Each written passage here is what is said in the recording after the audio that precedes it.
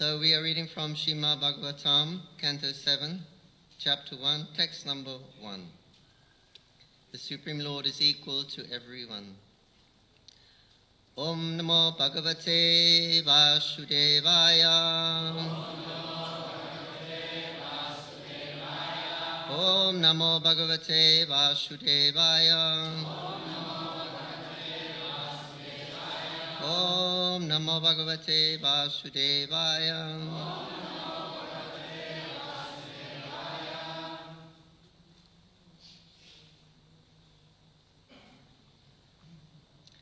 Shamaha Priya Shurit Brahman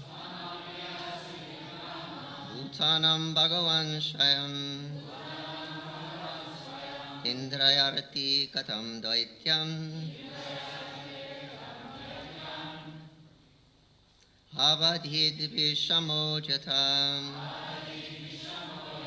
Sri Rajovacha Shama Priya Shurit Brahman Bhutanam Bhagavan Shayam Indraya Sarti Katham Daitan Avadhid Vishamo Jatam Sri Rajovacha Shama Priya Shurit Brahman Bhutanam Bhagavan Shayam Indriya Sharti Katham Daityam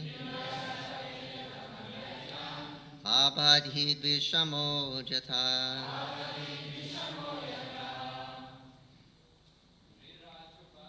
Sri Rajovacha Shama Priya Shurit Brahman Bhutanam Bhagavan Shayam Indriya Sarti Katham Daityam Abadhi Vishamo Jata Sri Rajovacha Brahma Priya Surit Brahman Bhutanam Bhagavan Swayam Indra Sarti Katham Daityam Diti Samodata Uvacha Hivit Brahman Bhutanam Bhagavan Swayam Indra Sarti Katham Daityam Abhakid Vishamojata. The messages? Priya Surit Brahman Bhutanam Bhagavan Swayam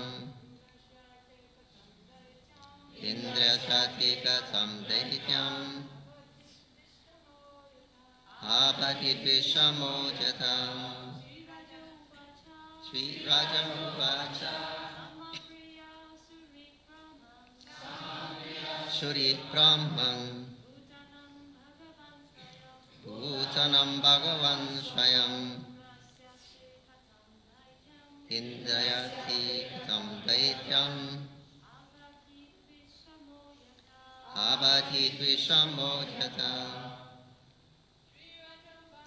Sri Rajovacha Sarpriya Surit Brahman Bhutanam Bhagavan Swayam Indra Sati Katham Daityam Avati Vishamojata.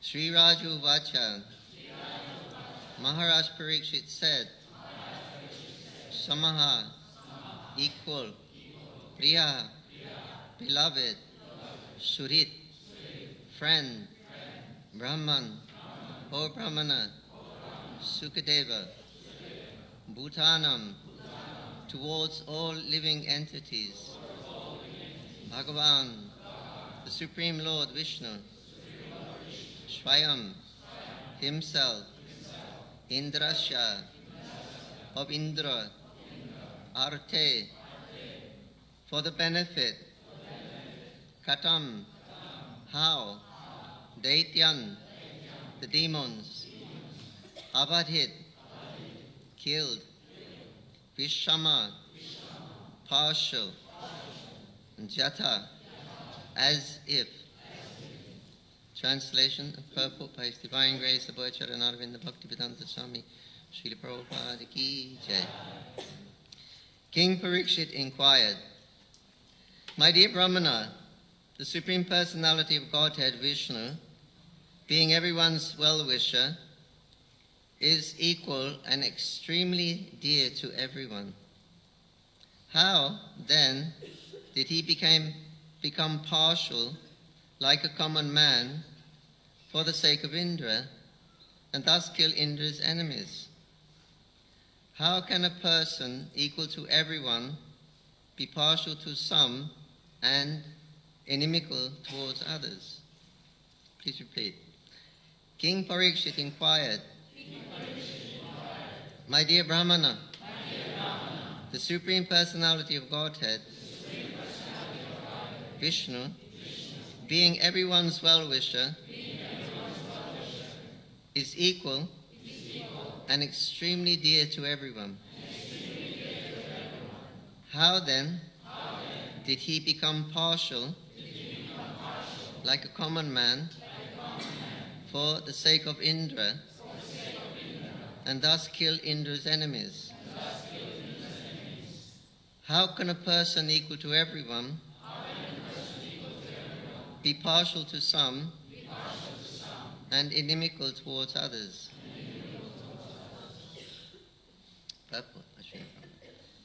In Bhagavad Gita 9:29, the Lord says, Samoham sarvabhuteshu nami dvesya asti na priyaha. I am equal to everyone. No one is dear to me, nor anyone is my enemy. In the previous canto, however, it has been seen and observed that the Lord sided with Indra by killing the demons on his account. Hataputra diti shakra parshni grahina vishnunya. Therefore, the Lord was clearly partial to Indra. Although he is a super soul in everyone's heart, the soul is extremely dear to everyone. And similarly, the super soul is also dear to everyone. Thus, there cannot be any faulty accusation on the part of the super soul. The Lord is always kind to all living entities, irrespective of form and situation. Yet, he took the side of Indra just like an ordinary friend. This was the subject of Parikshit's inquiry. As a devotee of Lord Krishna, he knew very well that Krishna cannot be partial to anyone. But when he saw that Krishna acted as the enemy of the demons, he was somewhat doubtful.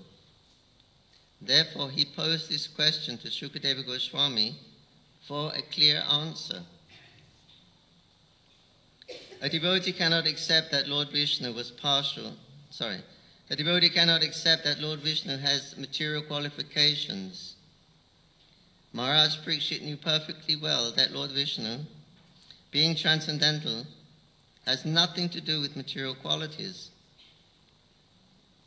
But to confirm his conviction, he wanted to hear from Shukadeva Goswami, the authority. Srila Vishwanath Chakrabarti Thakur says, Shamasya Katham Vaishamyam.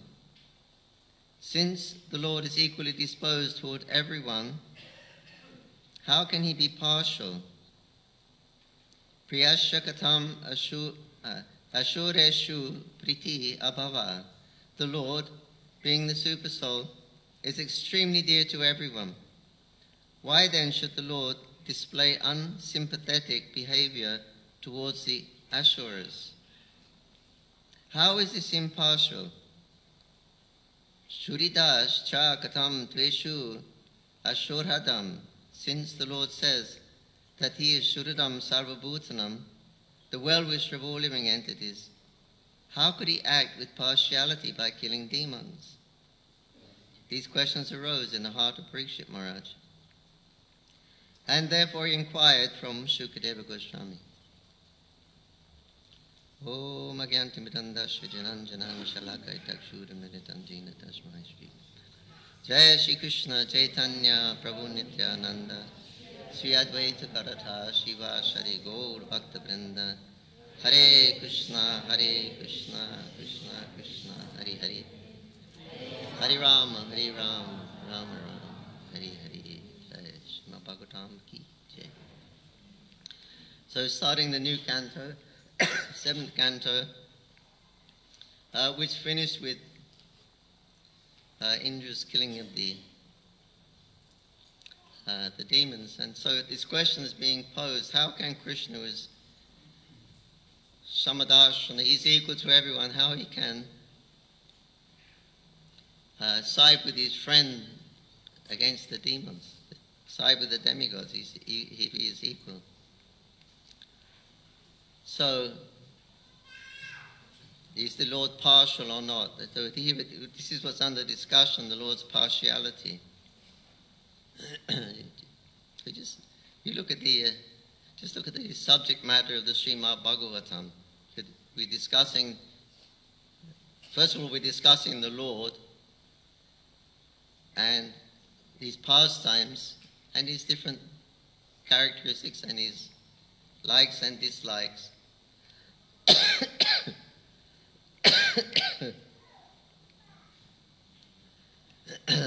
So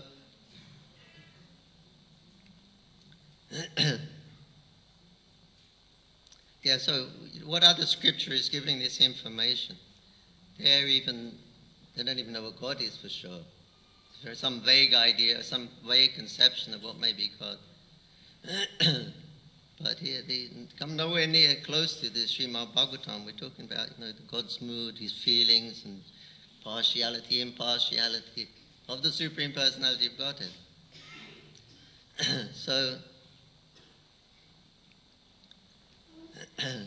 So we have all this information, what God looks like, what his activities are, what pleases him, what displeases him.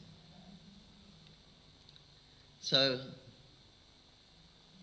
here it's that they're saying, no, the Supreme Lord, the Personality of Godhead, he's everyone's well-wisher. He's equal to everyone. It's extremely dear to everyone. 3 or 4 times Prabhupada was pointing out how dear the Lord is to the devotees. The Super Soul is dear to everyone. So Shukadeva Goswami describes after the Brahma Vimoha Leela, when Lord Brahma stole the calves and the boys, and then one day when they were herding the cows, come running down the hill to see the baby calves, and out of parental affection, who were all Krishna, and started to give them milk, even though they didn't drink milk. They were old enough not to drink milk. And then the elderly cowherdmen who were herding, they saw their boys and children looking after the calves. They also ran down and became very affectionate. And so Balaram was saying, how is it possible that they're showing more affectionate to these calves and cows, like they show to you, Krishna? So how is it? Why is that? There's this sudden display of affection. So Shukadeva Goswami explains that, he said, first of all, he loves himself best of all. If someone starts shouting, fire, fire, and you're in a building, the first thing, quick as you can, you get out. Then afterwards you may think, well, oh yeah, maybe someone else was, I should have left my family in there, I should have go back and helped them. But the first reaction is myself.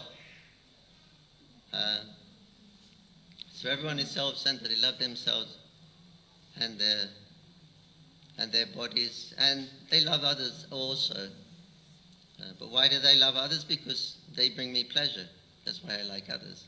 So I'm always thinking of myself. So why is the body is pleasing? Why others are pleasing? He says because it's the presence of the spirit soul in the body. Because when the soul leaves the body is not pleasing anymore. Nobody wants to be around, but wants it around very long, then burn it or bury it quickly. So it's the soul that is pleasing and attractive. So then Sukadeva says, so when one is more advanced, then he understands why the soul is so attractive and pleasing. It's because it's a part and parcel of Krishna. Without being an expansion of Krishna, nothing can be attractive. So Krishna is that all-attractive center, and so therefore Krishna comes and reveals himself.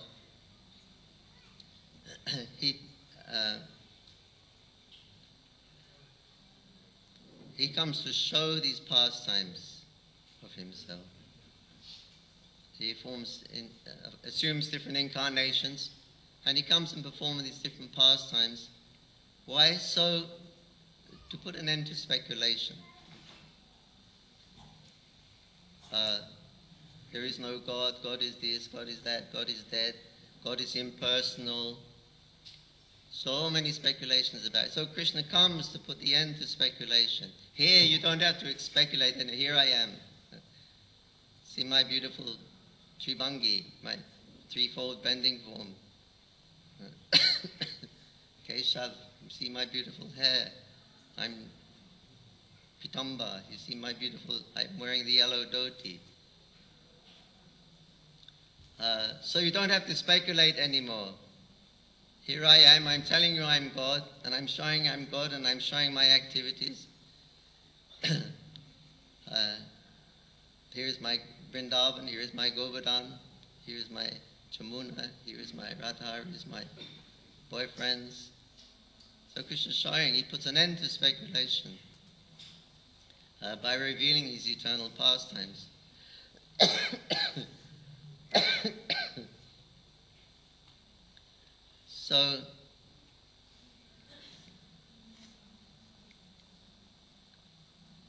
So all these attractive pastimes of Krishna, then we can actually take shelter of Krishna.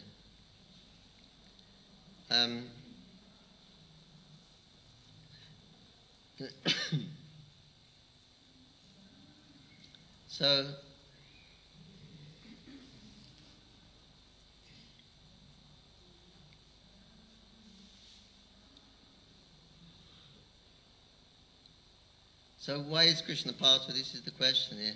Prabhupada points out in Bhagavad Gita, as quoted 929, that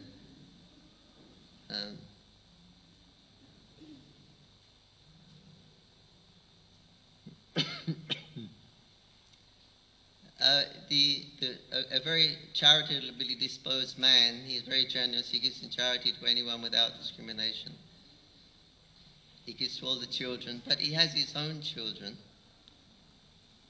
and he's very much more inclined to his own children. So he said that's natural, that's not unnatural. He's charitable to everyone, but naturally he gives special attention to his own children. That is the natural way of life. So Krishna, he's naturally he's naturally attractive, and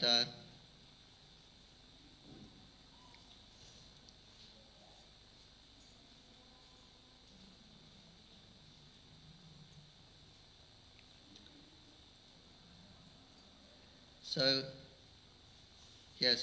we can't accuse Krishna of being partial here. So another Baladev Vibhushan, in his translation to that in Bhagavad Gita to that verse, he's saying that you were saying you come to liberate your devotees and you bring them to you, but you don't bring the non-devotees. So this is your claim. You bring your devotees to you, but not non-devotees. So that really seems like you're being partial. You're acting like an ordinary person who's living in this world of like and dislike, of preference and repulsion. Raja Dvesha, these ordinary persons, they live in this world of friends and enemies, and so you seem like one of these people. You seem to have your friendship with Indra is greater than, and you seem to be an enemy to the demigods. So it looks like you're partial. So in the 16th canto chapter of Bhagavad Gita also, Krishna is saying that those who are envious of my devotees, the demoniacs, I cast them into demoniac species of life perpetually, and they never attain me. So here it seems again he's partial. So Arjuna says that you're known as Satya Sankalpa, that whatever you desire becomes manifest. So why don't you make these envious people qualified? Even though they're unqualified, you can do it because all of your desires will automatically become fulfilled. But simply by your desire, you can make all these unqualified people qualified. Krishna says, I can do that. I can indeed interfere with the minute independence of the living entity. I have that power and prerogative. But why should I? I don't even have the seed of desire to do anything good for these people. Why? Because they don't even have a seed of desire to serve me. They're always inimical to me, to my devotees. They have no desire to serve me. Why I should show them any special favor? But in fact, I cast them perpetually. Yes, perpetually you go in demoniac species of life. This means eventually cats, dogs, and things like that.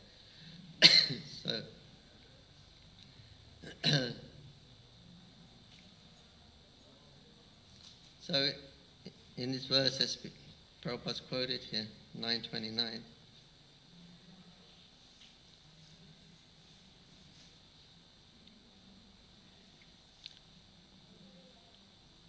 I envy no one,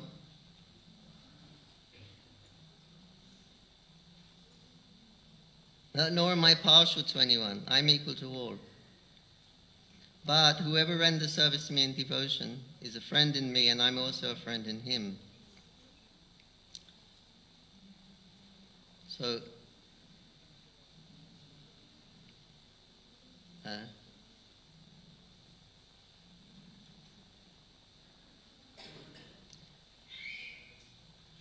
So here Krishna again he's saying I'm not partial. I envy no one, am I partial to any, I'm equal to all. But whoever renders service to me in devotion is a friend in me, and I'm also a friend in him. So equal to all. He's equal to all, that's a fact. But he's equal to all. He's equal to everyone, but he's equal to everyone in the world of karma. But in the world of bhakti, there's a special interaction in prem, in love with Krishna, between the devotee and Krishna. That's something special, that's something different. So when Krishna is using this, the translation is tu means but or however. Yes, I envy no one, I'm partial to everyone. I'm equal to all. So it's okay. Then he says, but I especially like my devotees. So and they enter into a loving relationship with Krishna. So this is something different. It's a different world, actually. As Prabhupada says here.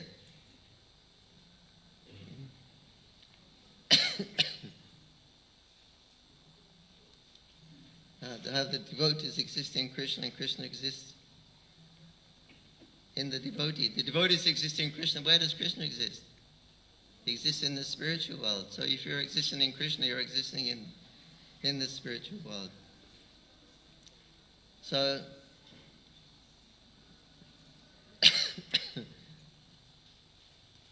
Prabhupada says here in the purport,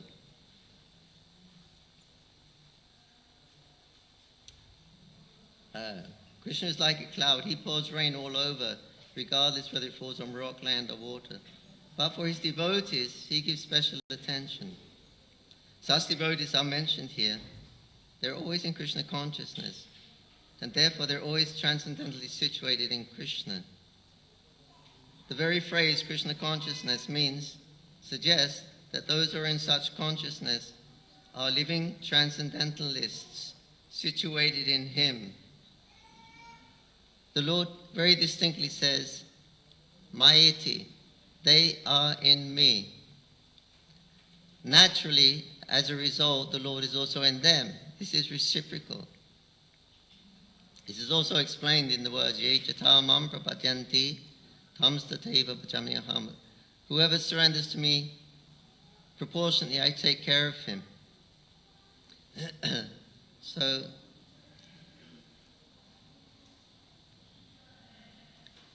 So there's two things happening here. There's the world of karma that Krishna's talking about. Then there's another world. There's a world of bhakti, which has nothing to do with his world. And this is where Krishna's intention to take us into this transcendental world. But we have to awaken to it. It's called the Great Awakening. Something else is going on here. So the idea is that we're awakened to this spiritual vibration, not only vibration, but spiritual activities and spiritual personalities and spiritual relationships. And that's also going on in this world. And this is what the Prabhupada said, this is what Krishna consciousness means, to be actually absorbed in this Krishna consciousness, the superior consciousness.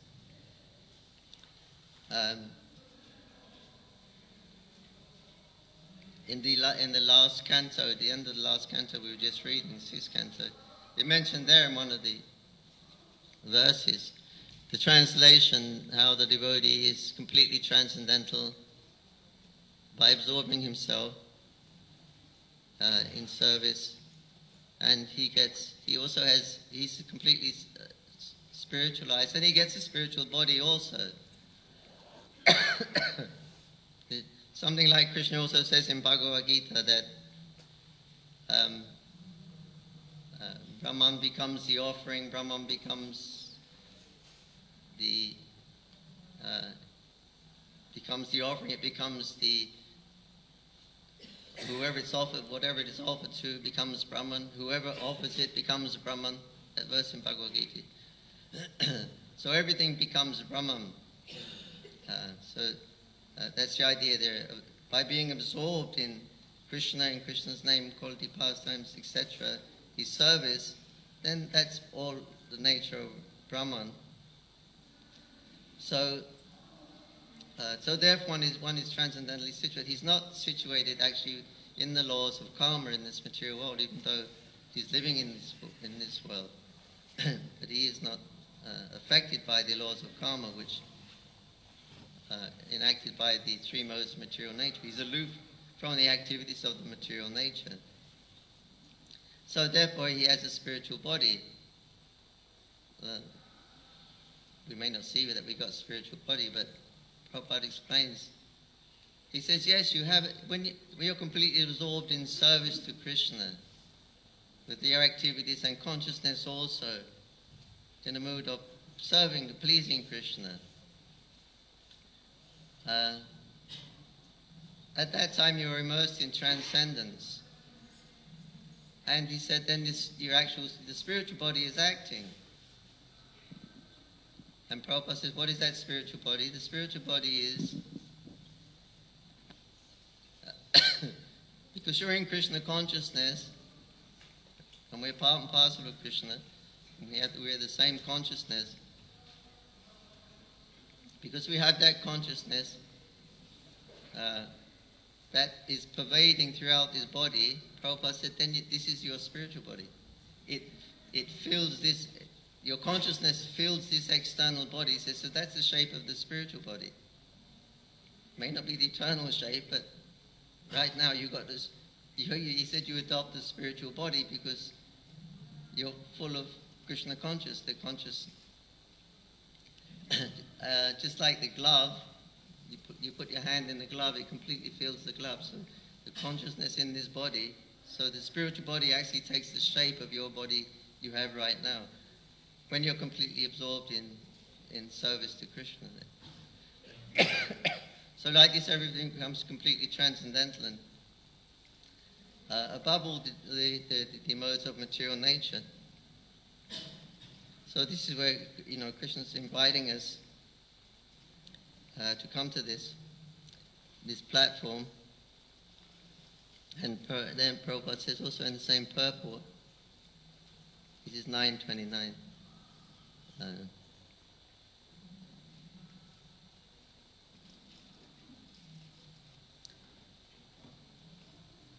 Here, the Lord's reciprocation should not be considered under the laws of karma. It belongs to the transcendental situation in which the Lord and his devotees function.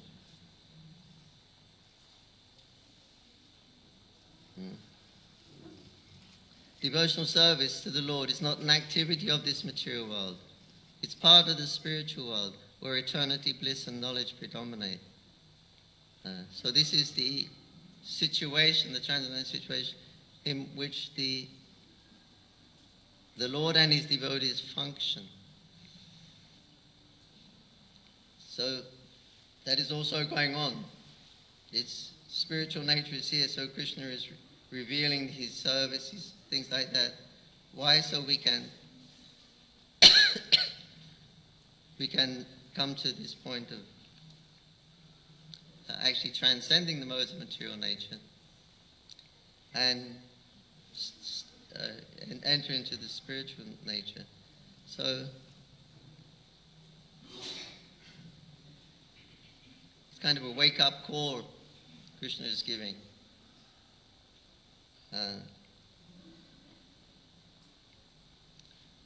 That Krishna is giving us, this is Krishna consciousness, and this is who you are. You're a part of this. You belong to this. You don't actually belong to that other world, which we call the material world. This is what the world you belong to, with me and engaged in devotional service. So Krishna is here, the spiritual nature is here, bhakti is here,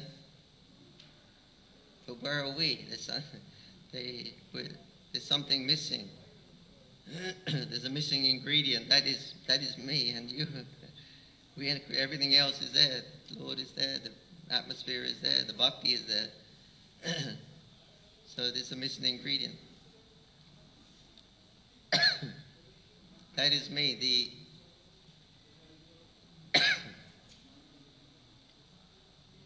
I got this idea from the Coca-Cola. World of Coca-Cola when I went to America. You have to go to the World of Coca-Cola, right?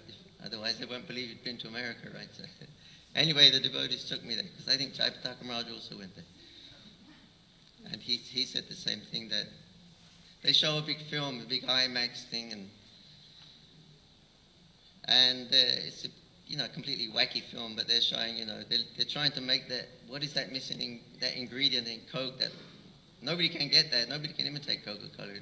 It's only some little thing you put in there, some spice or something, but nobody can do it. So the film was, what is that missing? What is that?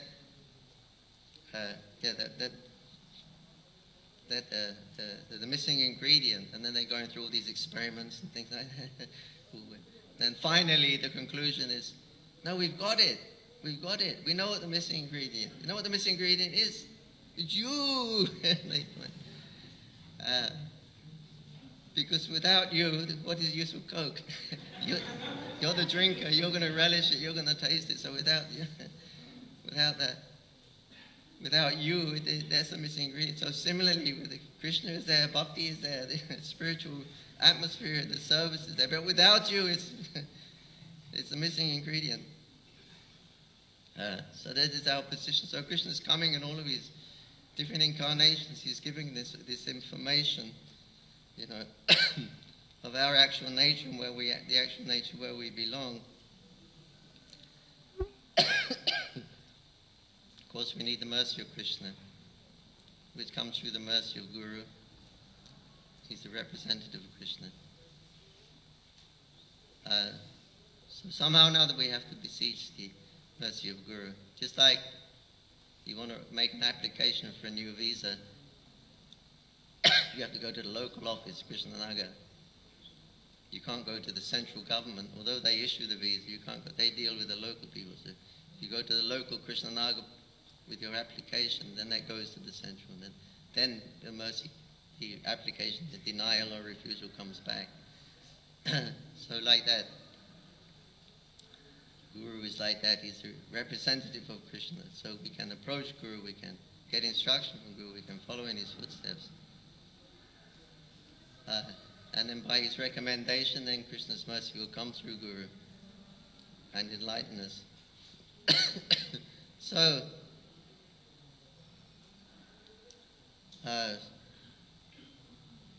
this is what we're dealing with. It's actually two worlds. There's two things happening here. One is the material world and for the karmas, and then there's the whole transcendental world. It's simultaneously is going on with devotees who are not affected by it because they're absorbed in Krishna. This is an example of the spider. How the spider he makes his web, and all the little flies and insects and mosquitoes they get stuck on that web. But when the spider comes, he runs freely over the web. He doesn't get stuck. As soon as the fly there, he runs and he ties him up. He runs back again. Everyone gets bound up in the web, but the spider himself doesn't. So Krishna himself, when he comes to the material world, he doesn't get bound like everyone else. Because everyone else has desires to be fulfilled. But Krishna has no desire. So therefore he's not bound. We are bound by our desire. But if we understand Krishna, he is not bound by this material because he doesn't have any desire for this material world. If you know this about Krishna, how Krishna is free when he comes here, he's not bound. If you know this secret, because he doesn't aspire for the fruits of his action, Krishna says you also become as free as me. You can become as free as Krishna by understanding this aspect and being the same as Krishna. So that's okay. The spider is running all over the web. Krishna, he can move freely because he is God. He is the Supreme Personality of Godhead. He can do anything. So what's so big about that?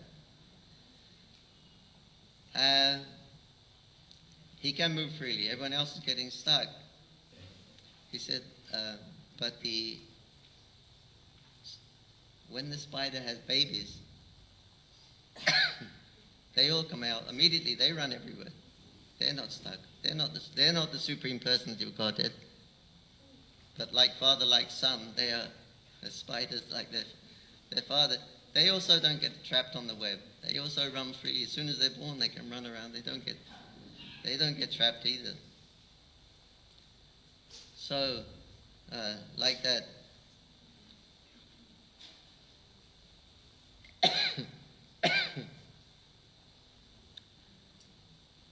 Yeah, so there's a material world and there's a transcendental world existing simultaneously here. And you're in the middle. You're Tatastha Shakti. You're the Tatastha Shakti, the marginal potency. There you make a choice. What do you want? You want the world of Maya or you want the world of Krishna? So that is the Tatastha's choice, which we have. And you can make it every moment. It's up to you. Hare Krishna. Srimad Bhagavatam ki jai. Shri Prabhupada ki jai. Shamaveta Bhakta Vrinda ki jai. Jai Go Premanandi. Thank you. Any comment or question?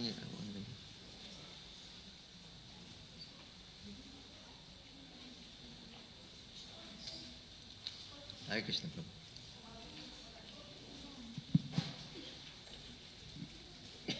Hare Krishna Prabhu. Thank you for a nice class. I wanted to ask you about this Prabhupada. You read a purport and the excerpt read that Krishna's reciprocation with devotees has got nothing to do with karma. I was wondering if you could comment on this concept that once a devotee comes to Krishna consciousness, he's free from karma completely. And some people say that actually it takes time for the karma to disappear. So I was wondering which one is it? Is it at the moment we take initiation, no more karma, or is there some karma there that is slowly getting dissipated? Nice question. At the time of initiation, you actually get a spiritual body.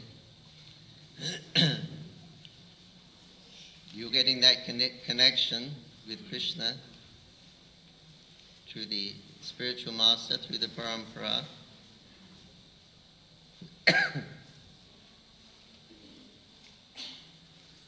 At that time, Krishna recognizes you by your name, that new name you get at the time of initiation. But it's mentioned in the 6th canto, which is past, maybe the Hamsa Guru prayers or something like that, in one purport. And Prabhupada's talking about, he's quoting Sanatana Goswami from Hari Bhakti Vilayas, and it gives the example of how bell metal, when you mix it with some acids, it becomes gold. You can make gold. The process. Yogis can do that. So similarly, by this process of initiation, you get a spiritual body. Just that, like the bell metal has become gold. It's a material thing, but it's become golden. So similarly, you may be a material body, but after the time of initiation, you get the spiritual body. He said you have to accept this fact because this is the statement of the Shastra. He said, but you may not see that suddenly I got another 4 arms or anything like that. When I got initiated, another 2 arms didn't pop out. But he said, that you can understand that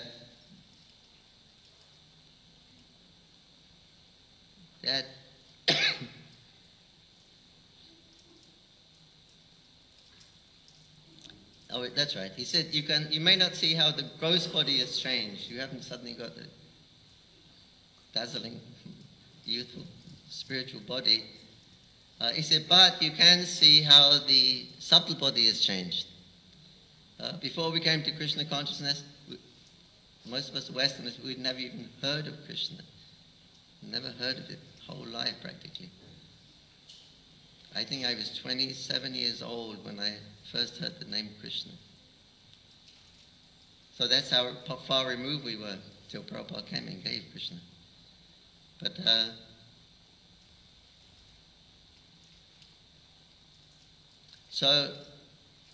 and then all of a sudden, you meet devotees, you get initiation, and it's Krishna, Krishna, Krishna, Krishna, Krishna. Not one for the whole life before that, 27 years. Not one time said it. All of a sudden, it's Krishna, Krishna. Give up everything else. Give up your family. Give up everything. Change your clothes. Perform devotional activities. Everything is changed.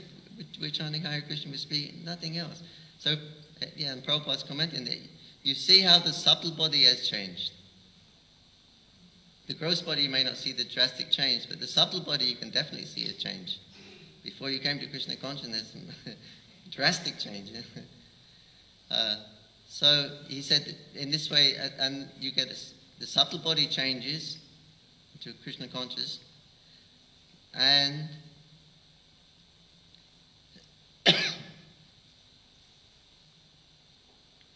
what else did he say? That the subtle body changes. You can see how the subtle body has changed, because now it's all Krishna, Krishna, Krishna.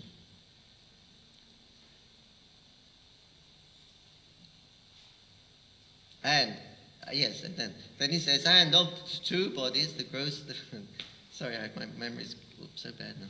But the two bodies, the gross body and the subtle body. The subtle body is more important of the two, because by the subtle body it determines your next body. So when the subtle body becomes transcendental, Krishnalized, spiritualized, then that will determine our next body, which will be in the spiritual realm. So, yes, so at that time, and you get the holy name of Krishna by Guru. So you get Krishna at that time also. What else do you want? You get initiation, then you get Krishna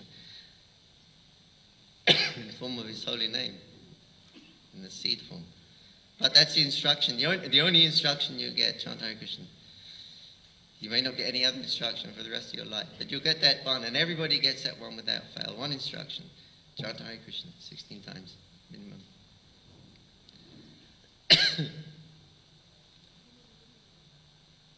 So, this chanting Hare Krishna, this one instruction is specifically for your individual self-realization. This is your sadhana that you should very carefully cultivate for your own self-realization, because that's the only thing Guru gave you. And Guru, see the faith of Guru, how much faith Guru has. He's thinking that if he gives me initiation into the holy name, even I can be delivered. That's how great Guru is, and how Krishna conscious he is, and how much faith he has in the holy name. He thinks if he can give it to me, then I can also become Krishna conscious. Look at the faith of the Guru in the holy name. So, spiritual body is described, but the problem is, as soon as we get initiation, we bring everything back again. We start to relate to the body, and oh, I'm going to initiate. I'm going to write home to my mum and dad and tell them, you're identifying with your mother and dad. So you bring everything back.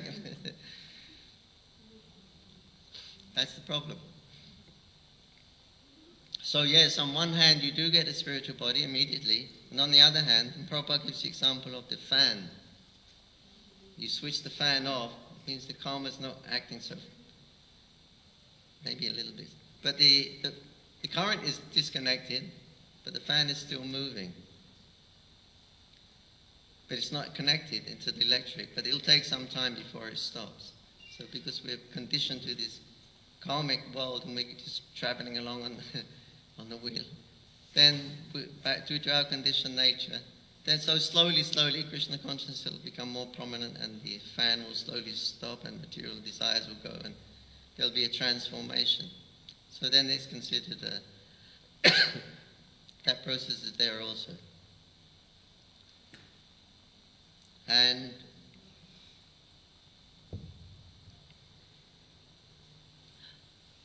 something else.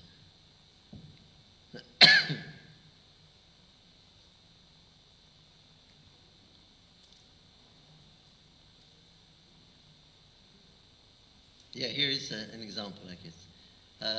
Madhu Savita Prabhu, Italiano, GBC.